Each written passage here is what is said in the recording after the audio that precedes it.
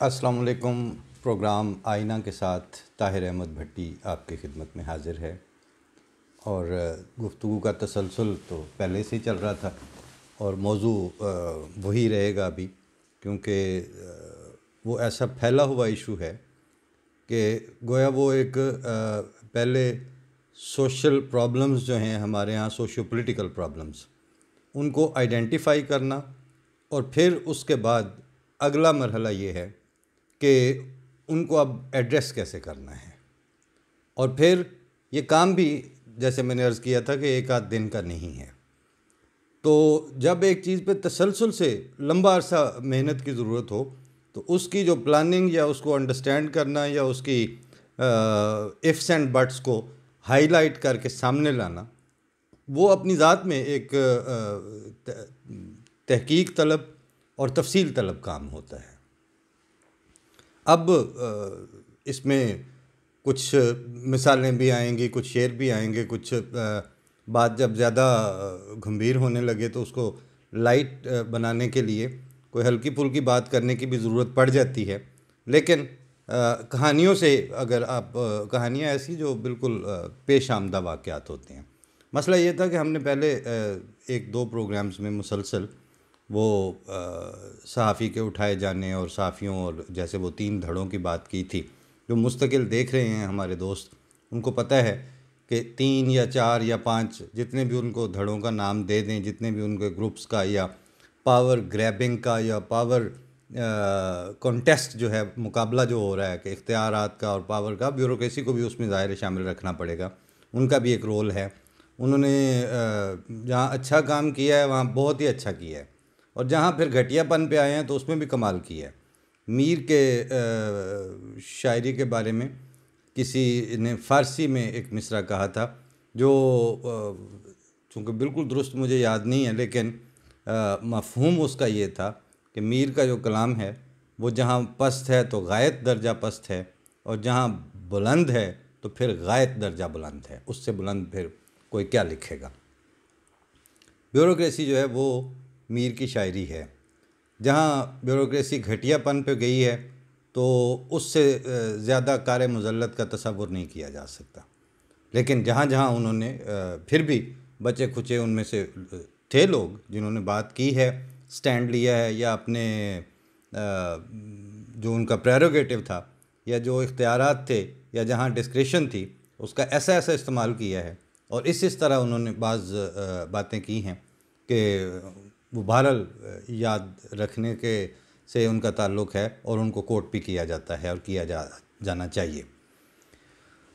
बात एक वाक़े से शुरू करते हैं कि मलाला यूसुफ़ज़ई में मेरी मुराद है। मलाला को जब पाकिस्तान में शनाख्त और एक्नॉलेज करने का सिलसिला चल निकला तो वो, जैसे वो गुल मकई के उसका है, तो वो मकई के पौधे की तरह रोज़ाना की बुनियाद पर उसमें बढ़ोतरी शुरू हुई। और हर रोज़ जब इधर सुने तो आज ये हो रहा है, फ़लाँ जगह हो रहा है, अब ये अवार्ड हो रहा है, फ़लाँ हो रहा है।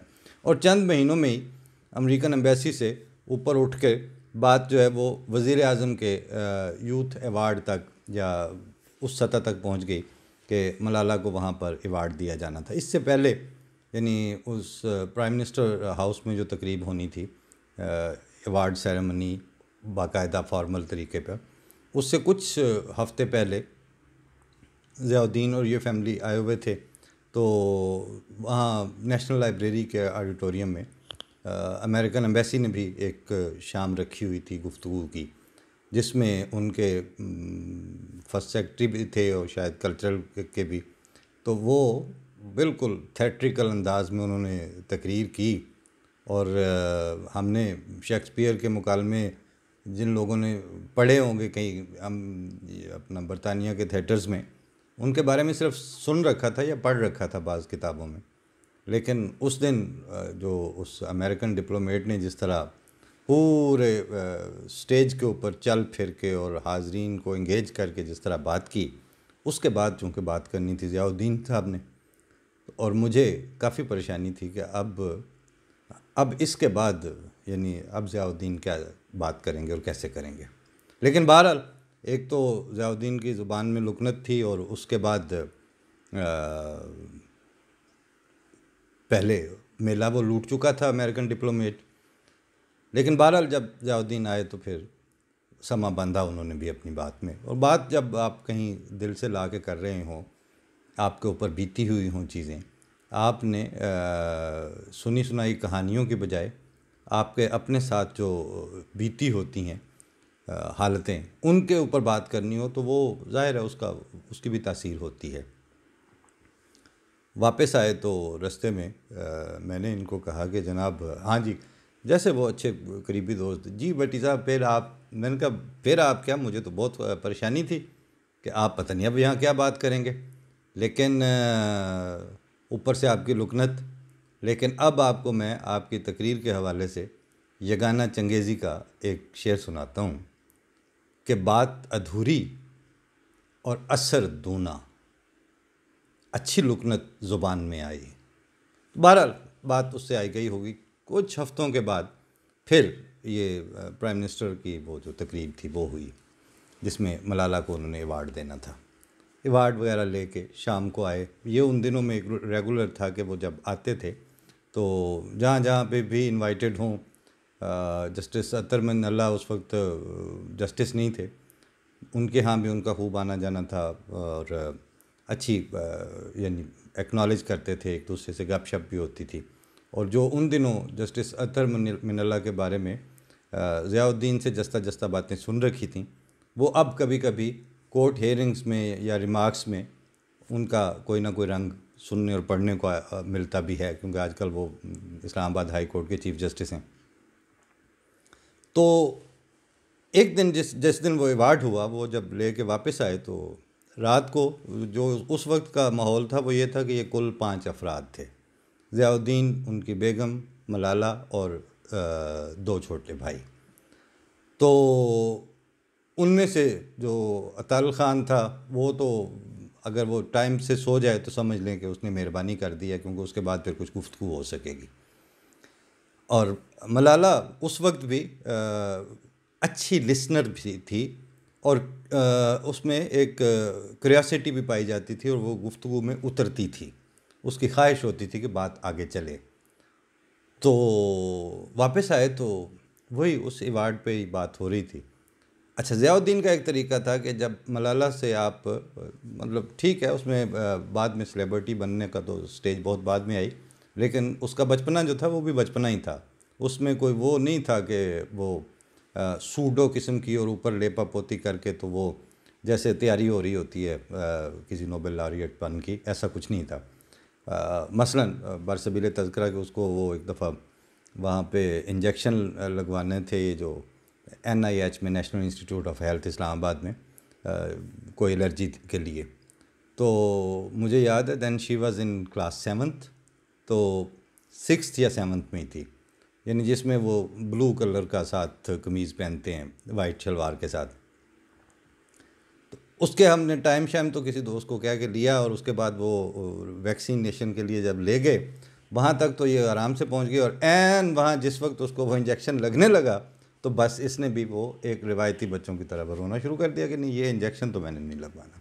फिर बड़ा इसको जैसे मना के और बाजू पकड़ के और कह के और आधी ज़बरदस्ती और आधा परसुएड करके तो उसको इंजेक्शन लगवाया। भाई ये मतलब जुमला मोतरज़ा था, मकसद ये था कि वो बचपना बचपना ही होता है। तो ज़ियाउद्दीन उस ज़माने में अगर इससे कोई संजीदा गुफ्तगू चलती थी तो अचानक वो एक साइलेंट लिसनर के मोड में चले जाते थे, यानी ये हम बैठे हैं या ये मलाला है तो ये इस कोने में या किसी एक साइड पे बिल्कुल चुप ज़ियाउद्दीन बैठते थे कि अच्छा ये अब इस बॉल को ख़ुद खेले। तो मैंने कहा मलाला ही मुझे ये बताओ कि ये जो तुम्हें प्राइम मिनिस्टर ने एक्नॉलेज किया है तो क्या तुम समझती हो कि ये आपके टैलेंट को एक्नॉलेज किया है? तो कहती है तो बिल्कुल, और क्या हो, मुझे टैलेंट ही को एक्नॉलेज किया है, उन्होंने तो टैलेंट का ये अवार्ड दिया है। मैंने कहा इसका मतलब ये हुआ कि तुम में जो शख्सियत की जो खूबियाँ हैं और जो जैसे तुम्हारा मकाम और मर्तबा है और जितनी तुम बड़ी एक्टिविस्ट हो और तुम में जो सलाहियतें हैं, अब मुझे दयानतदारी से बताओ कि क्या तुम में जो सलाहियतें हैं वो डॉक्टर सलाम जो हैं फ़िज़िक्स वाले नोबेल लॉरिएट, उनसे ज़्यादा हो चुकी हैं या उन जितनी हैं? बड़ी सादगी से बोल, नहीं नहीं नहीं, वह वो तो और शख्सियत है, वो तो बड़ी शख्सियत है। मैंने कहा इसका मतलब अभी तुमने बड़ी शख्सियत बनना है, उसके लिए कुछ मेहनत लगेगी, उस पर टाइम लगेगा, उसके लिए आपको बहुत कुछ अपने अंदर जमा करना पड़ेगा, फिर जाके उसका यानी आपकी शख्सियत से ढल के इजाफ़त ज़ात के साथ वो फिर पब्लिक के सामने आएगा। इसमें अभी टाइम लगेगा ना? कहते हैं हाँ वो तो बहुत टाइम लगेगा। तो मैंने कहा फिर इन्होंने जो अभी से आपको नवाज दिया है इस लेवल पर, मतलब पहले अमेरिकन एम्बेसी से वो बात उठी, फिर आगे, फिर वहाँ तकरीब, फिर वहाँ तकरीब, फिर ये चल रहा है, फिर वो चल रहा है, तो अब फौरी तौर पर जी वो मलाला को अवार्ड हमने देना है, तो अब वो बुलाया है, अब आपको मेडल भी मिल गया है। अब मुझे बताओ कि फिर ये अगर ये सलाहियत को नवाजने वाला हमारा पॉलिटिकल सेटअप होता तो ये डॉक्टर सलाम को क्यों ना नवाज देते, ये उनको क्यों ना एक्नॉलेज करते? अदर देन दैट कि वो अहमदी थे और वो उनका ये मसला था, और जैसे एक मुआशरे में मजमूई तौर पर नापसंदीदगी की फ़ज़ा पाई भी जा रही है, उसको पैदा भी किया गया है। लेकिन अब जब ये वाक़या हो रहा है और जब ये अब टैलेंट को नवाजने लगेंगे तो सबसे पहले ये सवाल उठेगा ना कि अगर आप टैलेंट को नवाजने वाले हैं तो पहले उस जो मुझसे बड़ा, तुम्हारे ख्याल में जो तुमसे बड़ा टैलेंट मौजूद था, और उसको इन्होंने क्यों नहीं एक्नॉलेज किया? और अभी तक उसके लिए वो उन दिनों ताज़ा ये वाक़या हुआ था कि ज़रा सा पहले वहाँ लाहौर में एक तकरीब हुई थी जिसमें डॉक्टर परवेज़ हूद भाई भी थे, डॉक्टर फ़हीम हुसैन भी गए हुए थे, आबदा हुसैन थी, और जस्टिस जावेद इकबाल भी थे। तो वो तकरीब हुई, सहाफ़ी भी मौजूद थे, तो उसके बाद डॉक्टर साहब के हवाले से थी, डॉक्टर अब्दुल साहब के हवाले से। तो कहते हैं कि जी अब हम हाउस जो ये लोग इकट्ठे हुए हैं इनके सामने एक करारदाद पेश कर रहे हैं कि कायद-ए-आज़म यूनिवर्सिटी के डिपार्टमेंट का नाम जो है वो डॉक्टर अब्दुल के नाम पर रखा जाए, उसके लिए हाथ खड़े करे जाएँ। अभी ये बात हो रही थी और वो फॉर्मली उन्होंने अनाउंस करना था, तो वो तो सब ने हाथ खड़े करने थे, मैंने अकेले ने पहले हाथ खड़ा कर दिया। तो मैंने कहा जी 1 मिनट, आप करारदाद से पहले गुजारिश सुन लें। हाँ जी बताएं। तो वो सारे पब्लिक भी सुन रही थी, मीडिया भी सुन रहा था, सहाफ़ी भी थे, और वो जो पैनलिस्ट हैं या मेहमान खुसूसी वो भी थे। मैंने कहा जनाब आप एक नई बिल्डिंग का किसी डिपार्टमेंट का अभी नाम रखेंगे, फिर उसके लिए करारदाद पेश की है, फिर ये वोट आएंगे, तो ये सारा लंबा काम है, फिर उसके बाद आपकी तजवीज़ जाएगी, फिर वो मिनिस्ट्रियों से होती होती उसका क्या हशर होगा। आप इस खुखेड़ में ना पड़ें। आपको अगर बहुत हमदर्दी और बड़ी वाक़तन आप सीरियस हैं अपने इस तरह के किसी एक्नॉलेजमेंट में, तो जिस जगह, जिस शहर में डॉक्टर अब्दुल सलाम साहब ने दफन होना पसंद किया और वसीयत की कि मुझे मेरी जो तदफीन है वो वहाँ की जाए, रब्वा में, तो आप अपनी सिंसियरिटी का सबूत ये दें कि ये जो इस वक्त पंजाब असम्बली में जो सिलसिला चल रहा है ना, आप इसको ही करारदाद पास करके या आपस में जाके या मेल मिला के उनको मना करें कि उस शहर का नाम ना बदलें जहाँ डॉक्टर साहब ने दफन होना की वसीयत की थी।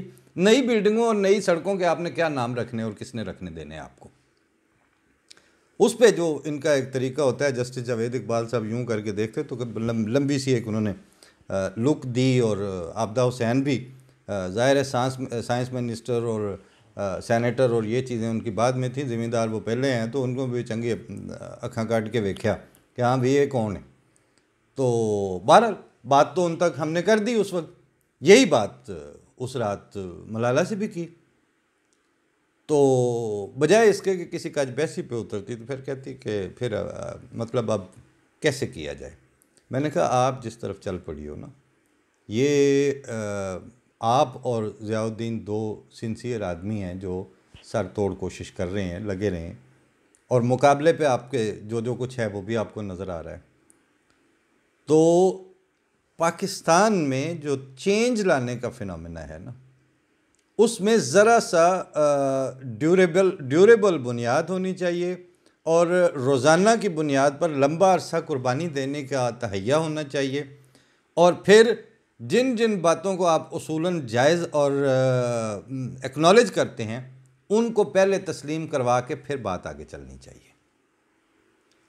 वरना क्या होगा? हाँ, वरना मैंने कहा क्या होगा, आप इस तरह उनके अपना सामना करोगे, उनको इस तरह करके फेस करोगे, तो वो क्या करेंगे? वो आपको गोली मार देंगे। अब ये तो ऐसे ही बैठे बैठे बात हुई, तो कुछ अरसे के बाद ही, कुछ ज़्यादा वक्त नहीं गुजरा, तो उस बेचारी के साथ जब वो ये सान्या हुआ, तो बाद में ज़ियाउद्दीन साहब से भी जब बात हुई, तो मैंने कहा कि जनाब ये कोई ऐसे नहीं था कि मैंने कोई आपको कोई पेशगोई की थी। हालात ऐसे हैं कि इसमें अब कुछ लोग या कुछ धड़े जो हैं वो फैसला कर चुके हैं कि ये कुछ अब हमारे पास है, इसको हमने कोई नहीं छोड़ना।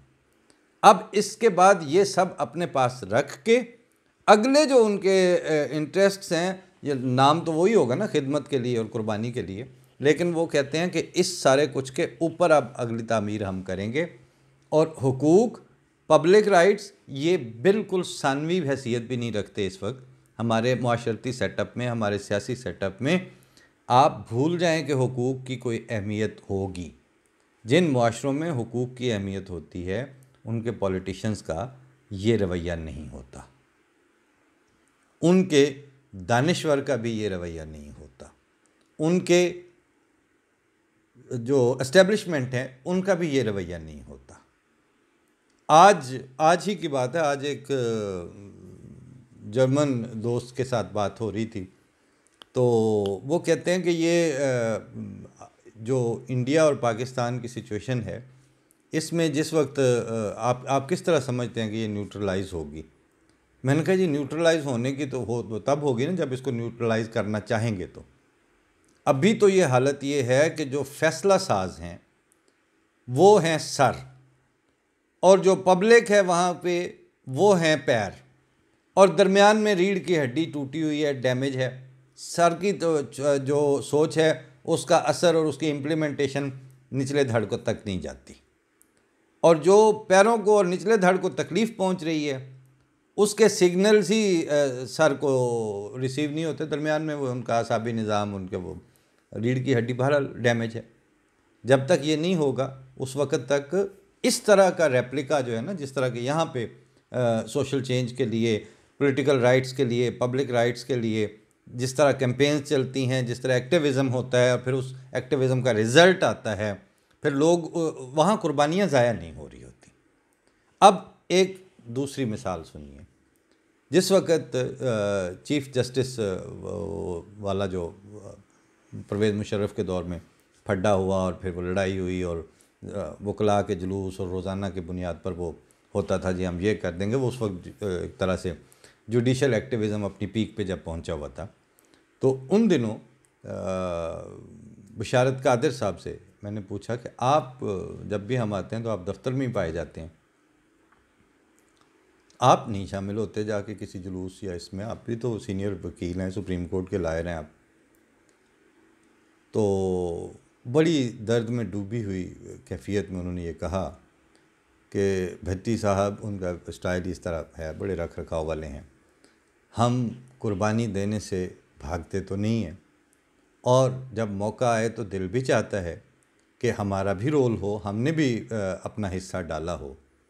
लेकिन मसला ये है कि अब जब इंसान अपना वक़ार और अपनी इज़्ज़त और अपने रख रखाव को तज के जुलूस और इस तरह की एक्टिविटी में का हिस्सा बने और इस लेवल पे उतरे, तो वो जो काज और जिसकी खातिर ये किया जा रहा होता है उसका मनसब और उसका मकाम और उसका वक़ार जो है वो तो फिर बुलंद हो कम अज़ कम। लेकिन अब सामने ऐसे फिगर्स नज़र नहीं आ रहे कि जिनकी खातिर हम अपने वक़ार को दाव पे लगा दें। बड़ी औखी बात थी लेकिन उन्होंने की। अब ज़रा चलें सहाफ़ियों में। मैं अभी फ़िलहाल उन दानिश्वर और उन बुज़ुर्गों को तो छोड़ता हूँ जिनको हमने नहीं देखा हुआ, जिनके बारे में सिर्फ सुन रखा है, लेकिन वो माजी बईद के नहीं हैं, वो माजी करीब के ही हैं। मौलाना सलाहुद्दीन अहमद हो गए, या चिराग हसन हसरत हो गए, या मौलाना अब्दुल मजीद सालिक थे। मुन्नू भाई, हम मतलब हमने उनका अहद भी देखा, उनको लिखते हुए भी देखा, उनको बोलते हुए भी सुना, और उनके इंटरव्यूज़ भी किए, उनसे मिले भी। एक दफ़ा उनसे मैंने ये कहा कि एक इंटरव्यू आपका वीडियो भी करना है, ऑडियो इंटरव्यू उनके घर पे रिकॉर्ड किया, काफ़ी तफसीली था, 2-3 घंटे का। तो ऐसा करें कि किसी वक्त मेरे पास तो इस तरह कैमरे वैमरे वीडियो वगैरह उस तरह का पूरा स्टूडियो का अरेंजमेंट नहीं है, तो अगर आप वक्त निकाल लें तो रब्वा जाके तो उनसे मांग लेते हैं, एमटीए वालों से, या उनका जमात में जो स्टूडियो की या इस तरह की सहूलियात हैं, तो आप आएँ तो हम 1-1.5 घंटे की आपकी जो याददाश्तें हैं उनको वहाँ वीडियो में भी डॉक्यूमेंट कर लें। तो अगर आपको रब्वा जाने में कोई इनकबास हो या कोई मसला हो तो फिर मुझे यहाँ का टाइम देते हैं, हम कहीं से अरेंज कर आके तो यहाँ आके कर लेंगे। अब नॉर्मल बात हो रही थी, लेकिन जब जो ही मैंने ये कहा कि अगर आपको रब्वा जाने में कोई मसला हो, यानी जैसे नापसंदीदगी लोगों में पाई जाती है और उसके बाद वो कहते हैं जी हमारे ऊपर ठप्पा लगता है, तो वो बैठे हुए थे तो बिल्कुल वहीं पे वो सिगरेट बुझा के आधा ही वहीं पे उठ खड़े हुए, और यूँ उनके कमरे में, ड्राइंग रूम में ये होता था कि एक साइड पे टेबल थी, वो वर्किंग टेबल भी थी उनकी, और वो ऑफिस भी था और साथ ही, तो जहाँ मैं इस तरफ बैठा था आके बाजू से पकड़ा और अंदर की तरफ ले गए, जैसे अंदर के कमरे होते हैं, एक ये और एक ये, रिवाज गार्डन वाला इतना कोई बड़ा घर नहीं था उनका। तो कहते हैं दो कमरिਆਂ ਦੇ ਵਿੱਚ ਜਾਂ ਤਿੰਨਾਂ 'ਚ ਕੋਈ ਇਹੋ ਜਿਹੀ ਸ਼ੈ ਵੇਖੀ ਹੈ ਜਿਹੜੀ ਇਹ ਮੇਰੇ ਕੋਲੋਂ ਖੋਹ ਲੈਣਗੇ तो मेरी ज़िंदगी औखी हो जाएगी। मैंने तो ज़िंदगी में इस तरह का कुछ बनाया ही नहीं है कि जो मैं अपने ज़मीर के मुताबिक, अपने सोच के मुताबिक किसी से मिलने जाऊं और मुझसे ये लोग वापस छीन सकें। लिहाजा तुम वहाँ टाइम बना लो, फिर रब्बे चल के इंटरव्यू देंगे, की मसला है। वो जब गुस्से में आते थे तो फिर इसी तरह की पंजाबी बोलते थे, उर्दू इंटरव्यू तो उनको भूल गया उस वक्त। इतनी संजीदगी से और इतनी ज़िम्मेदारी से उन्होंने ये उस वक्त बात की। वो लोग होते हैं जो फिर सादा सी नज़म भी लिख दें ना तो उस नज़म में फिर जान पड़ जाती है।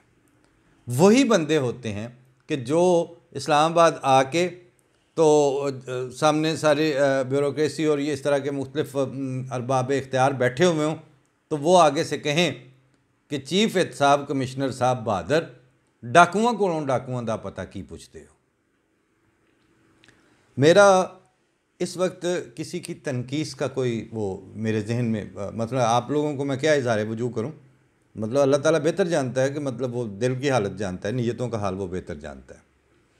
अब अगर आएँ आप, बिल्कुल मैंने कल भी अर्ज़ किया था ना कि हमारे सामने क्या है, वो 3-4-5 आइकॉन्स के जी, ये काशिफ अब्बासी होते हैं, ये रऊफ़ कलासरा होता है, ये वसीम बदामी है, ये अपना हामिद मीर है, इस तरह नाम गिनते जाएं और लेते जाएं, और वो अब क्या कितनों को इसमें किस शुमार कतार में आएँ। लेकिन अब दूसरी तरफ आएँ कि रियाज मिशन हमारे बहुत अच्छे दोस्त थे एक ज़माने में, वो भी अभी आबादकारी के प्रोसेस में थे बाराको में, हम भी उधर ही कहीं रहते थे, तो शाम को इकट्ठे होना, मिलना मिलाना। और उसी ज़माने में रऊफ़ कलासरा भी, ये जो सिविल जंक्शन है वहाँ पर हमारे दोस्त हैं, उन्होंने मियाँ बीवी ने मिलकर बनाया हुआ था, बड़ा अच्छा रेस्टोरेंट था इस्लामाबाद में, जहाँ अहमदिया बैतुल ज़िक्र है F7 में, उसके बिल्कुल सामने वो एक मार्केट सी है गोल सी, उसमें वो एक बड़ा वाकई वो सिविल जंक्शन है, वहाँ पे हर तरह के लोग वहाँ इकट्ठा हुआ होता है शाम को। तो वहाँ कहते चलो ज़रा सिविल जंक्शन जाना है, उत्थे की है जी, उत्थे रऊफ़ कलासरा जानना है। मैं कहा जी नहीं, मैं तो नहीं जानता, उस वक्त इस तरह के टॉक शोज़ वगैरह नहीं होते थे इनके, तो जस्ट सहाफ़ी थे, जस्ट लिखना और रिपोर्टिंग और ये वो सारा। लेकिन बहरहाल कहीं ना कहीं मारूफ भी थे, इस तरह भी नहीं कि अभी नहीं जाने जाते थे। तो जब बिल्कुल वहाँ उसमें गली में मुड़ने लगे तो अब मुझे वो रियाज मिशन कहते हैं कि यार वो थे रऊफ़ कलासरा को बैठे हैं, अपने अहमदी होने वाली गल ना करी कोई। तो मैंने कहा क्यों? कहते यार ऐसे ही, बस फ़ायदा तो कोई नहीं ना, वो पता नहीं उसको अच्छा लगे कि ना लगे।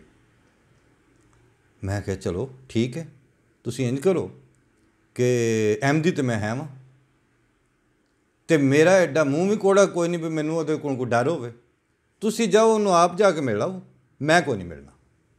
नहीं नहीं नहीं आओ सही, मिलने च कोई हरज नहीं। मैं कहा मिलने में ही तो हरज है, जो बंदा मेरी शनाख्त का इनकार करके तुम मुझे ये सजेस्ट कर रहे हो, मेरा ज़ाती तजर्बा नहीं है उसके साथ पहले कोई, लेकिन अगर आप जानते हो और आप मुझे ये सजेस्ट करके वहाँ लेके जा रहे हो कि आपने अपने इस तारफ़ के बगैर उनसे बात करनी है, मुझे उनसे मिलने का ही कोई शौक़ नहीं, क्यों मिलूँ मैं उनसे, क्या मसला है उसमें। तो मैंने वहीं पे रियाज मिशन को कहा कि आप उससे मिल के तो आ जाना, मैं शाम को आपको घर पे मिल लूँगा। क्या हो गया उससे? उसके बाद भी उन्होंने वो अपनी लेटर पे शुरू हुए, आगे चलते चलते जहाँ तक मर्जी गए, ठीक है। आज मैंने वो उनका एक मजमून पढ़ा, हम सब में छपा हुआ था। अब जाहिर है वो बात तो यही करना चाह रहे थे ना मतीउल्लाह जान के हवाले से, लेकिन वो तकरीबन 2.5-3 सफ़ों में उन्होंने पूरी हिस्ट्री रिपीट करके, जनाब ऐसे हुआ, फ़िरौनों के सामने ये होते हैं, फ़िरौन के सामने बात करना ऐसा होता है। और अरस्तू भी एक तरह से बहरहाल सहाफ़ी ही था कि उसने जहर का प्याला पी लिया, फ़लाँ कर दिया, फ़लाँ कर दिया।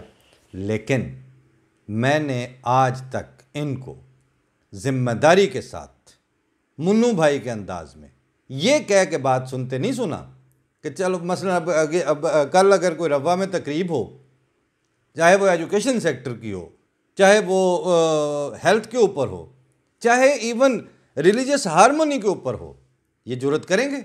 कभी भी नहीं कर सकते।